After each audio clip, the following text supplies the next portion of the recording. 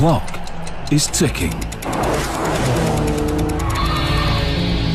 And there are just about 1,400 days left to reinvent and then unveil an automotive icon, the Porsche 911.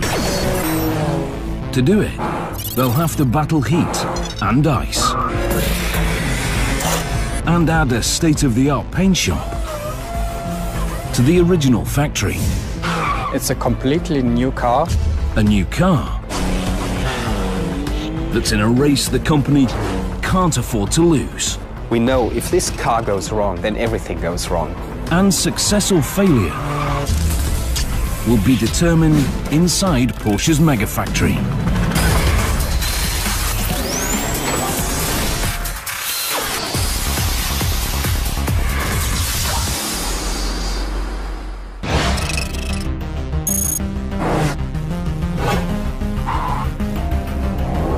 The decision has been made to create a completely new version of one of the most famous sports cars ever built. A machine known by just 3 numbers: 911. The car wasn't changed for the longest time, really. Now the company behind the car faces an extremely unusual challenge: how to update an automotive icon while staying true to its past. A new 911 had to look like a 911. And embracing the future. Well, this car has almost no carryover parts from its predecessor. It's an evolution that is fraught with revolutionary risks.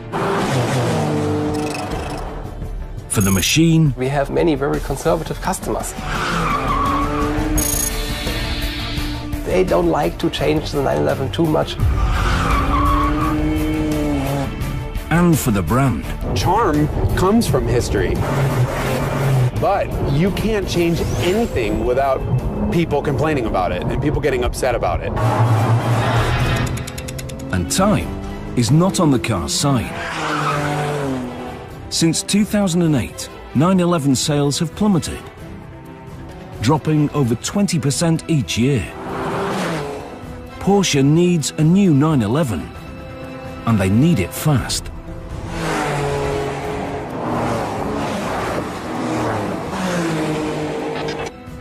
They target the Frankfurt Auto Show in September 2011 for the new car's introduction. The clock is ticking to reinvent an icon in order to survive.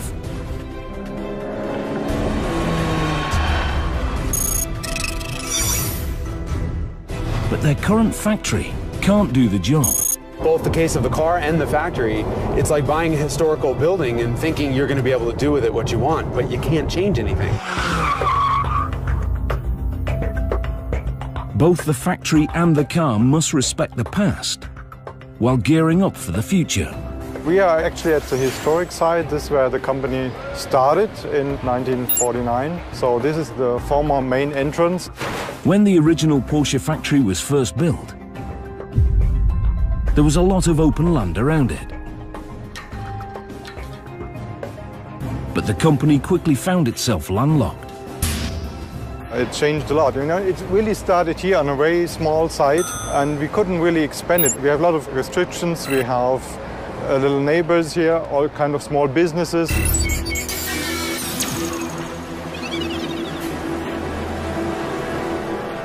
The Porsche factory is located in Zuffenhausen, Germany, a small suburb of Stuttgart. And in the late 1960s and early 70s, the town rapidly expands, literally growing up around the Porsche factory.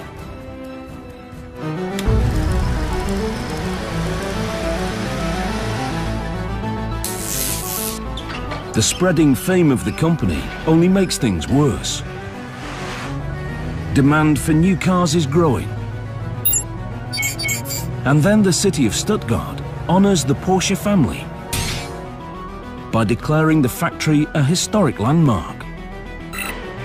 The original brick buildings cannot be changed, If the factory is to grow, the company needs to find other solutions. That's part of our heritage. In this building, the old Professor Porsche was already working. You can't tear this down. We're very proud of it. The board of directors of Porsche is still working in this old building.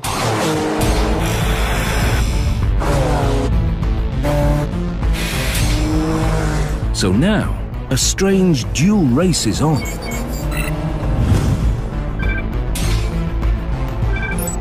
Involving both architects and engineers.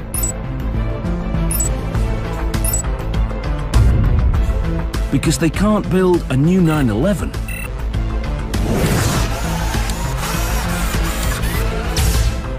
without a new paint shop. Our old paint shop was quite old, so we knew we have to do something, and the new technology won't fit into the old paint shop, especially for the new 911.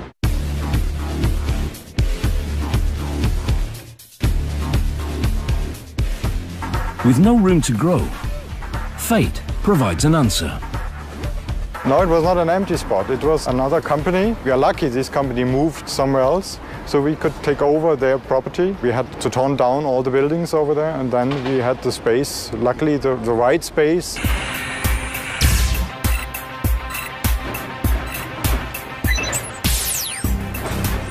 Demolition begins in 2006. Before the rubble is cleared, Porsche architects have a plan. We have here the paint shop. You can see by the size, it's much bigger than our body shop and the former paint shop, which is only that tiny little building here. So it's more than double the size as it used to be. Double the size, because Porsche needs to double their production at Zuffenhausen.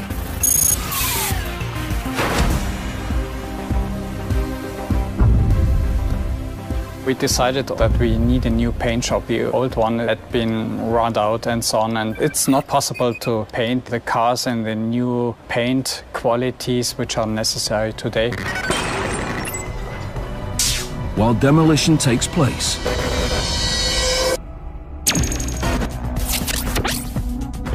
Porsche engineers and designers are working on the totally new 911.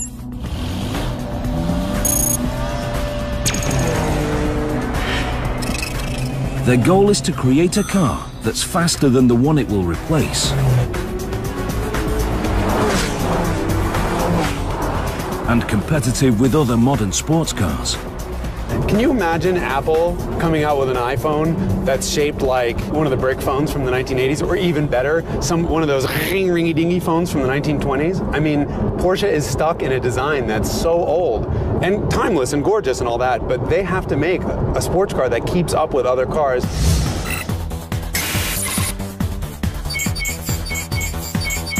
But the machine still needs to be recognized as a 911. In the 60s and the 70s, when the 911 became very popular, at a certain point people have realized that this is a car that, from a technical point of view, is not like the others. The original idea behind a 911 was that it's a car that you can drive every day. It's never been about, like, hey, ladies, it's not about that. It was about somebody who knew better on how to drive. The only thing that really counts is that the engine on this car is all the way behind the back wheels. And it's not mid-engine, like the engine's not here. The engine is back here. And that creates all kinds of problems dynamically. An engine that sits behind the rear wheels is unusual in the automotive world. It fights not only convention, but physics. If you can imagine running around with a shopping cart behind you full of stuff, when you go to turn, the cart is going to want to go straight. And it's the same thing with the 911. The back end of the car is always moving around. Movement that challenges a driver. And one of the reasons the car developed such a rabid fan base. We realized that the owners and the fans of this car, they wouldn't really want to have something completely different. A car based on evolution, not revolution. So really this is the link to past and future.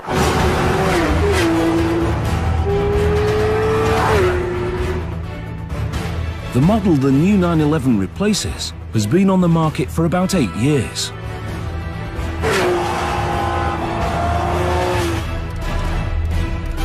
In the sports car world, that is an eternity.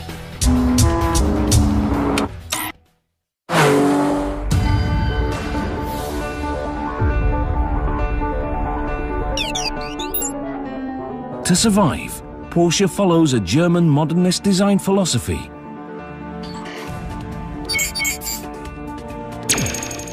Weniger, aber besser. Weniger, aber besser means less but better. Not just the meaning of design, it applies for the whole car. To sort of concentrate on just a few things and fine-hone them in the long run, it gives this sort of timeless appeal. The 911 might be a timeless design, but the race to build a paint shop is not. They break ground in 2009. Just 2 years before the new model's planned introduction. The equipment inside is very dominating. The equipment actually tells you what to do. You are not that free as in an office space. The designer as an architect, you can tell, okay, that's the way the building's supposed to look like. In this case, actually the people who are doing the design for the equipment inside, they're going to tell you how the building's supposed to look like.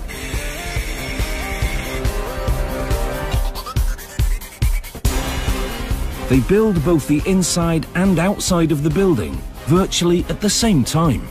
Usually you build the building first and then you put in all the equipment. We didn't have the time to do it one after another, so we had to put in the equipment before the building was finished. So we built up a complete new paint shop, new paint facility, which is one of the most modern facility all over the world with the lowest emissions, much lower than which is necessary from the legal requirements.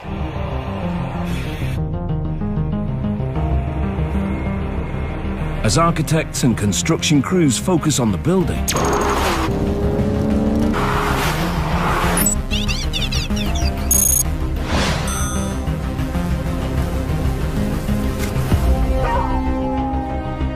engineers focus on testing new 911s all over the world. Sometimes there are ideas which we test in prototypes and get some experiences with it, because we also have to answer the question, is this the right step? They drive prototypes through the burning temperatures of Death Valley in the United States.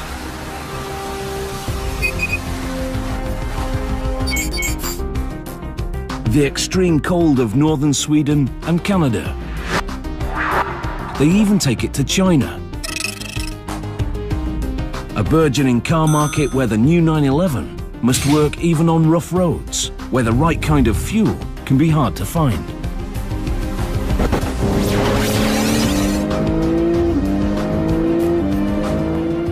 A total of some 3 million kilometers of testing.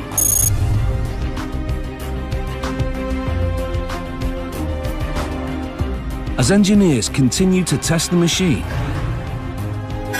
back in Germany, construction workers put the finishing touches on a brand new paint shop.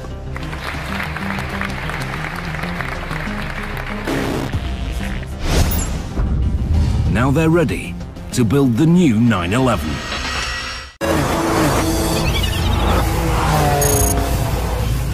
Porsche builds some very fast cars. But they don't introduce new models very often.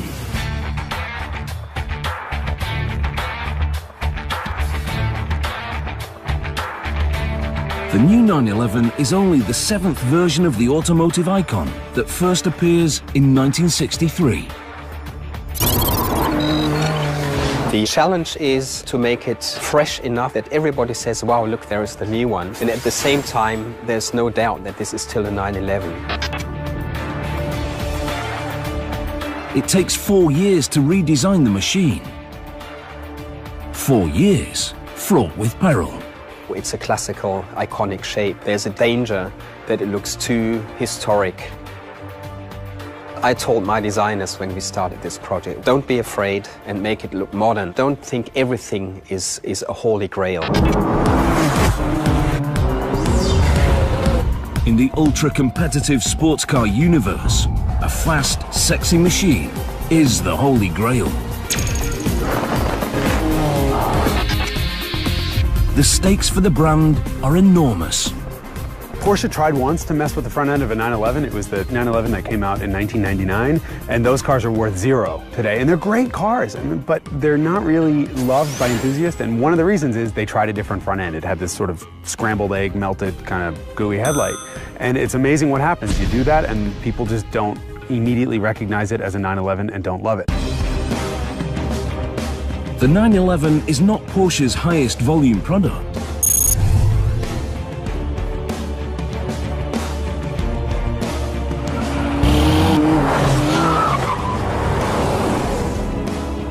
But it is perhaps its most important. It's got to be a nightmare to be a Porsche engineer, right? Because you have a shape and a layout that you can't change or the purists go berserk and they just freak out. The clock continues to tick towards the car's introduction.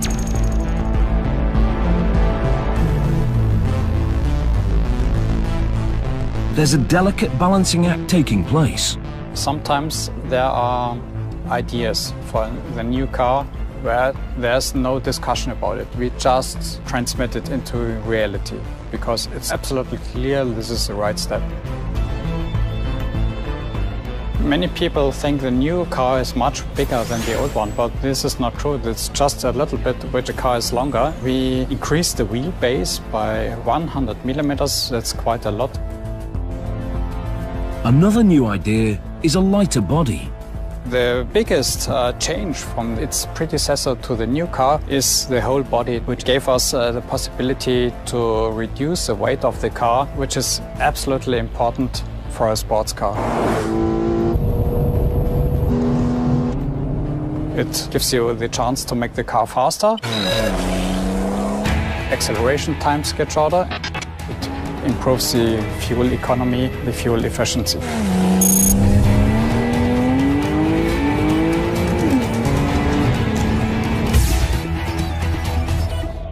But when Porsche engineers first start developing the new machine, there's a problem. Prototypes actually start carrying more weight. In the beginning of the development, it seems that the car is getting much heavier than its predecessor. Engineers go back to the drawing board and find inspiration from an unlikely source. Motorcycle parts. We make comparisons with motorcycle parts which are very light today and found out there we can reduce the weight again.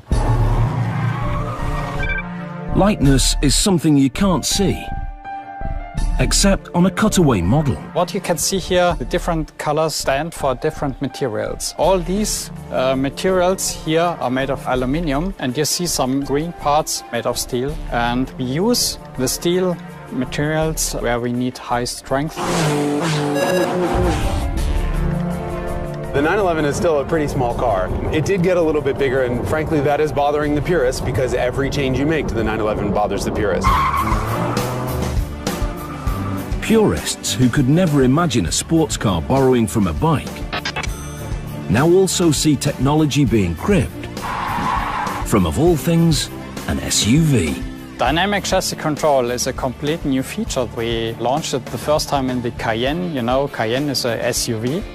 The dynamic chassis control system limits the amount of body roll the car experiences.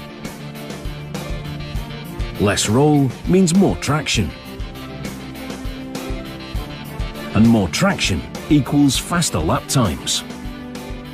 I have to be honest, when we started development, the guys from the chassis department came to me and say we should install also the Porsche dynamic chassis control in the 911. I said, why does this car need a PDCC, as we call it?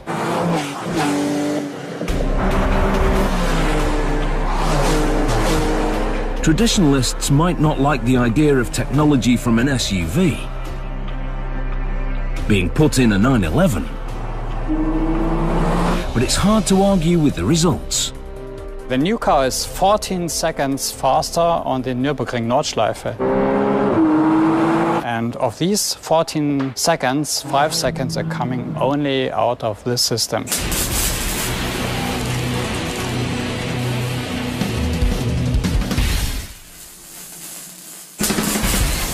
Some of those remaining seconds are shaved by building a lightweight body.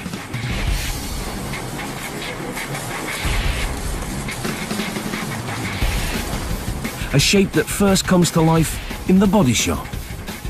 We have a completely new car in our body shop. It's a mix from steel, aluminium, all new materials, completely mixed in our body.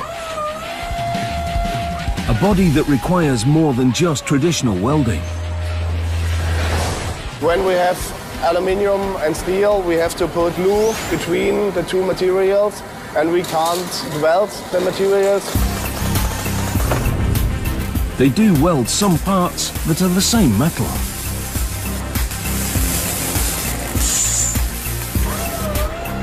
It's all done automatically. When they can't weld, they use screws and rivets to help hold the body parts together.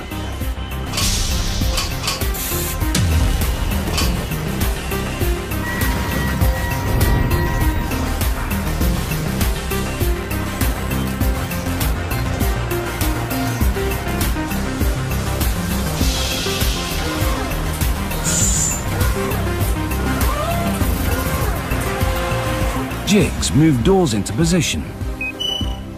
Cameras align the doors to the body. It's completely automatically welded.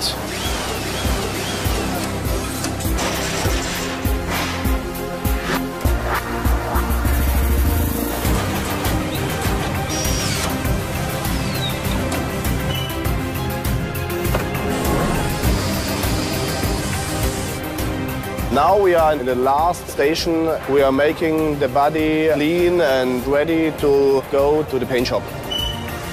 In the race to introduce the next 911, every station is on the clock. And it's always counting down.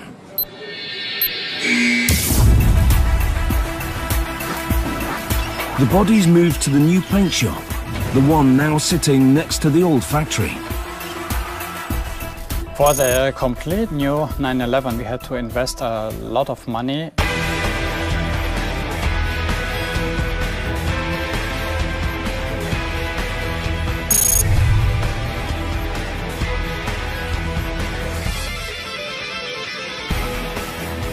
The paint shop is timed to go online with production of the new 911. Like the new car, the paint shop pushes technology to the limit. First of all, we decided to do a lot more automatizations in the new paint shop to guarantee a better and a stabilized quality.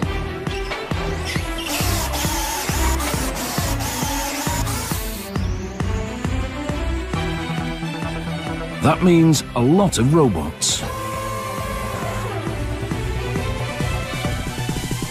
Robots that open and close doors and hoods. Paint. And even clean off the cars with a robotic version of a combination vacuum cleaner and dust brush. The way they paint the new 911s is state of the art. Even more unique is what's happening on the top floor above the paint booth level. This is where Porsche has installed an unusual air filtering device for the entire building. One of our biggest targets was to save the energy consumption, and there we did a lot of air recovering, air cleaning technologies. Special ducts channel all the air from the building into a cleaning system. It's not just to keep the cars being painted clean. The factory itself is one of the cleanest paint plants in the automotive world. Nearly about 70% of the air which is coming in, the spray boozers, they are reused, cleaned and reused in our system. They use that air to keep temperatures inside the plant constant without burning fossil fuels. Each year, an average car paint plant produces enough dust in the air to fill an entire truck with 120,000 kilograms of dust. With these new technologies we have installed, we only produce one barrel, about 120 kilograms a year.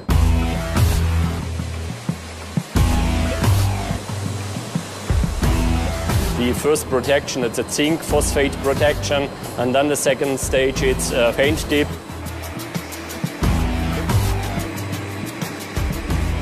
And that gives the real corrosion protection to the body.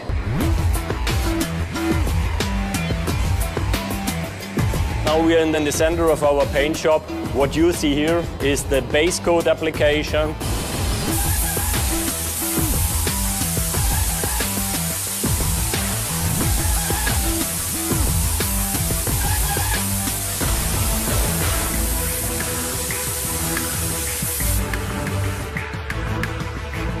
What we have here is the paint line, the top coat line. All our coats, beginning from the primer to the base coats and the clear coats, they are water-based.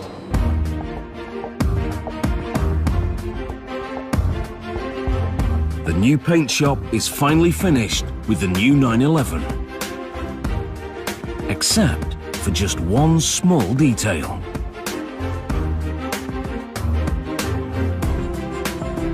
This is a special area. We put the Porsche badge on the body. Before it was only a body, now it's a real Porsche.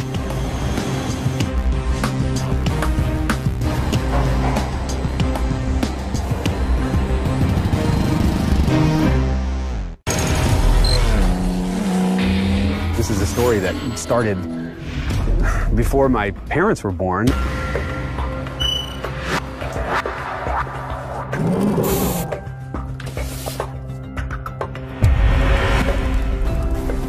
That story starts in 1950. Porsche opens its Zuffenhausen factory and builds its first sports car.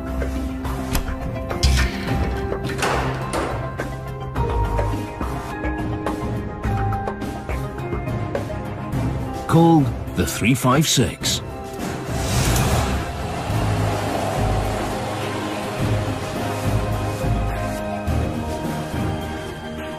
In the late 50s, it was obvious that the 356 had to have a successor.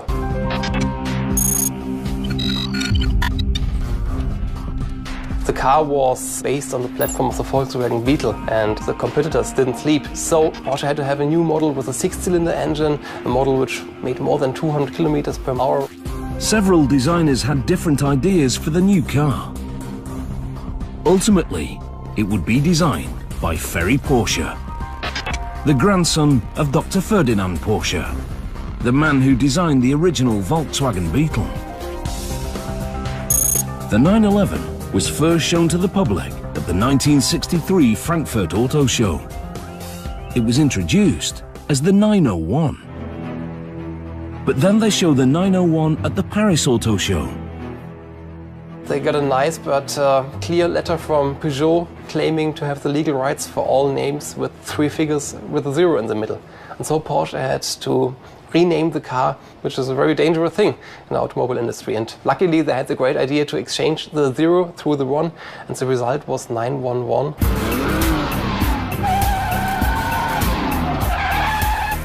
The now renamed 911 develops an almost fanatical following amongst serious sports car enthusiasts.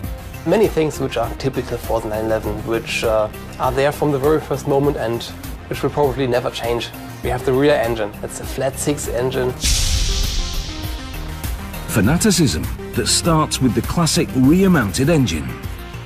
We are at the beginning of the assembling line. These are the parts for the first step of production. The crankcase, the connecting rods and the pistons, for example. They had to change about 150 parts to build the new 911 engine. The basis of the engine is nearly the same.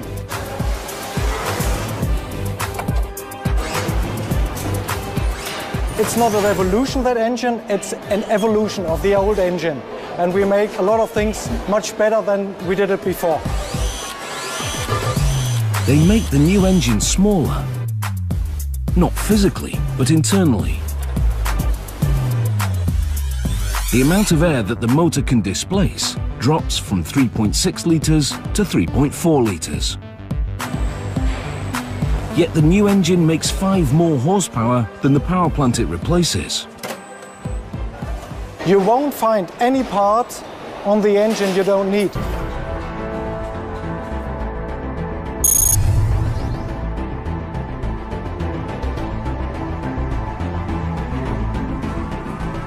The new engine also gets better mileage.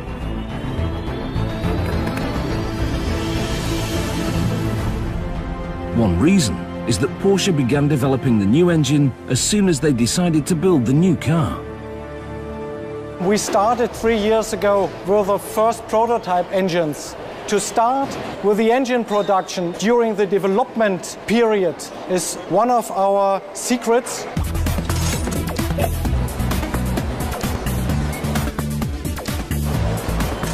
The classic 911 Flat 6.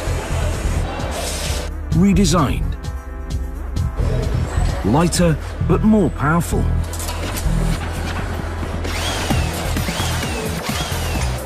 And built on a totally redesigned engine line.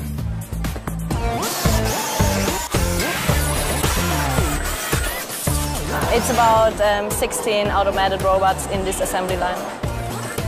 It takes about 4.5 hours to build a 911 engine.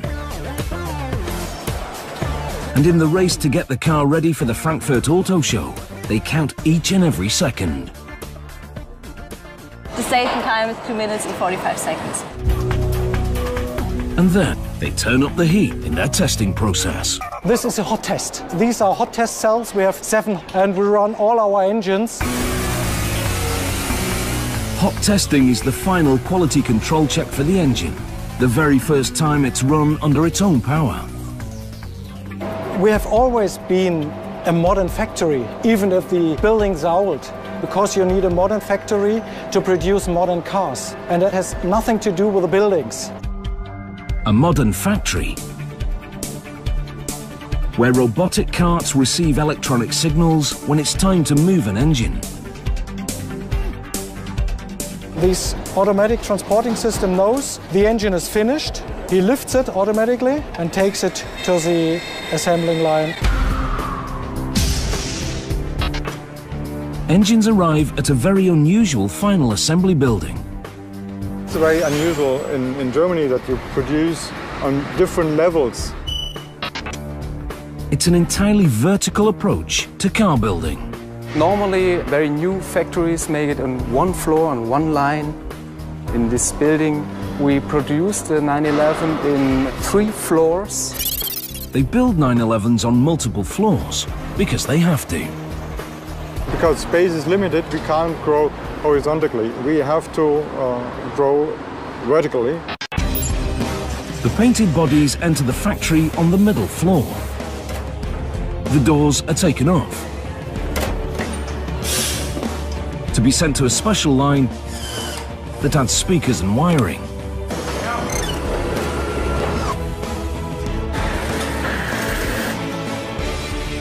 Lots of wiring. 1.5 kilometers wiring in one car. They sub-assemble the dashboard right next to the line.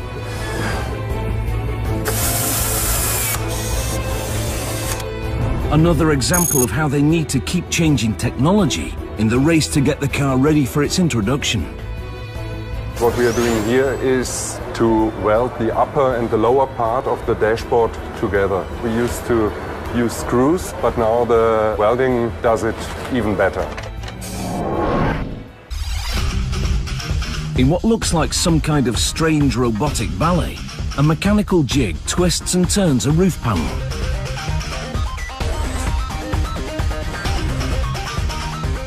Getting it into the perfect position for installation on the car.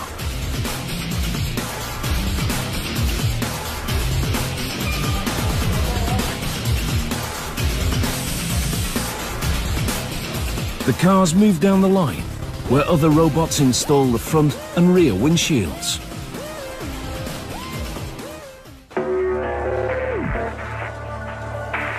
Now the partially built 911 is lowered to the bottom floor, where most of the car is assembled. Each machine is picked up by orange U-hooks, making it easier to install brake and fuel lines underneath the car. They assemble the transmission to the new engine.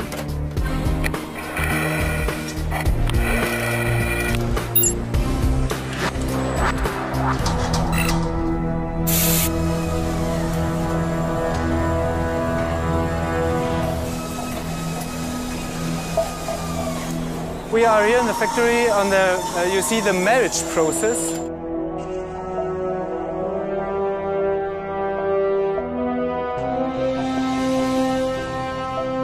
The marriage process is the process where the axle, the engine and the gearbox come together with the car body.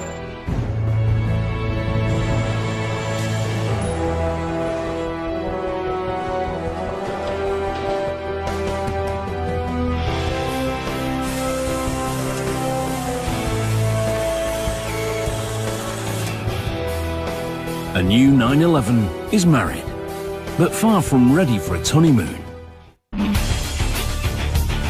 The interior needs to be finished. The steering wheel,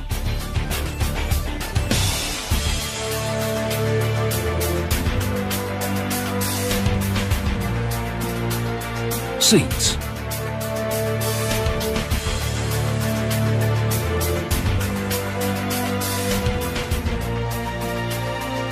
bumpers installed.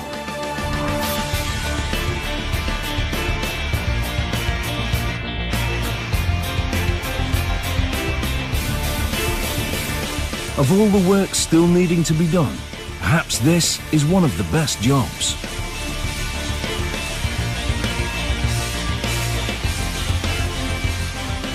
Putting the name Porsche on the back of the car.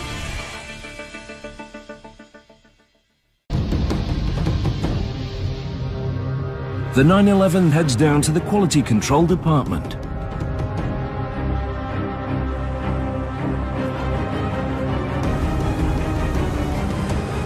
This comes from the final trim line where everything inside got finished. Yeah, at this station we put the petrol into the car. And of course, for the first time inside the car we start the engine. Time to test the new car. You're standing next to the water box where we check each car if it leaks. This is the wind noise box where we simulate the noise of wind. Our worker uses an audio measuring tool to measure the noise in the window area.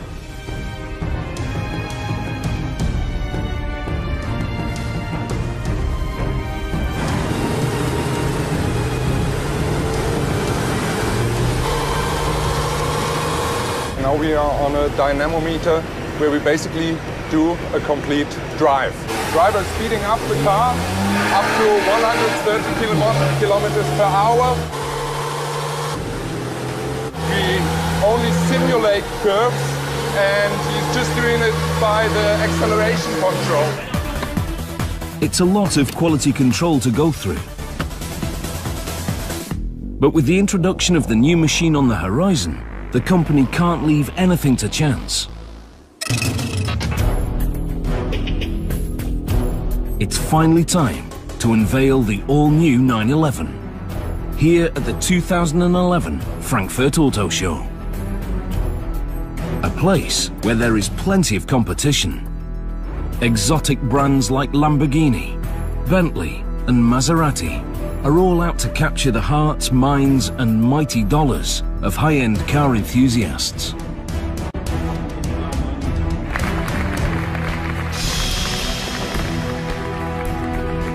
After just under 1,400 days of hard work, the clock finally hits zero. It's time to introduce the new machine, and how it's received will help determine the fate of the brand. With bated breath, the brand introduces the new machine. It's voted the most significant model at the show by Auto Week magazine. It's the biggest achievement if you make a car where people say, look what a classic, and at the same time, it's one of the most modern looking cars on the road today. A modern looking car that, though German in design and build,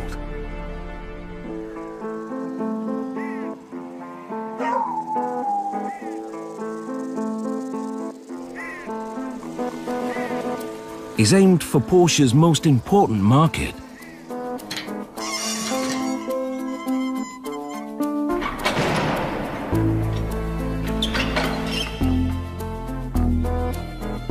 (9,000 kilometers away from Stuttgart, Southern California. Here in the desert outside of Los Angeles, two brand new 911s are being carefully offloaded on a day to discover what the new 911 is like in the real world.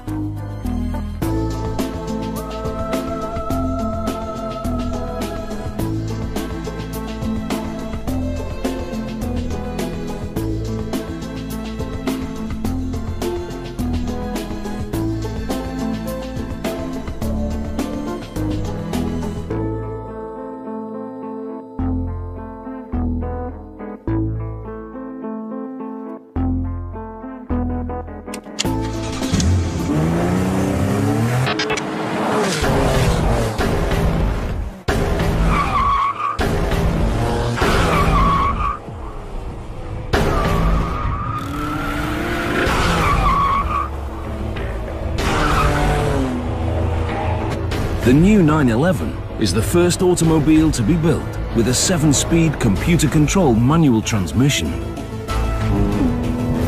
They call it the PDK, which is good, because unless you're German, its full name is almost unpronounceable. We're driving a car with a transmission that Porsche calls a PDK, or Porsche Doppelkupplungsgetriebe, which is a lovely, simple, small German word that means Porsche double clutch transmission. And this is an automatic transmission. It's a dual clutch automatic that shifts for us.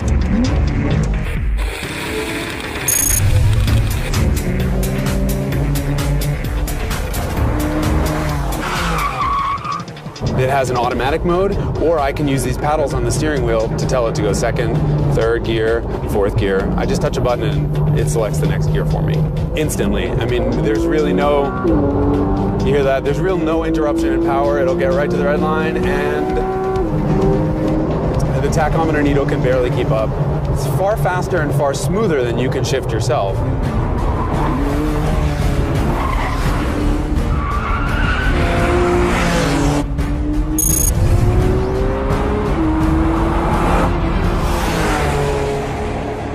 There are definitely benefits of having the engine out in the back, and the biggest one is traction. You can always lay all the power down coming out of a corner. These cars really, really fly out of corners.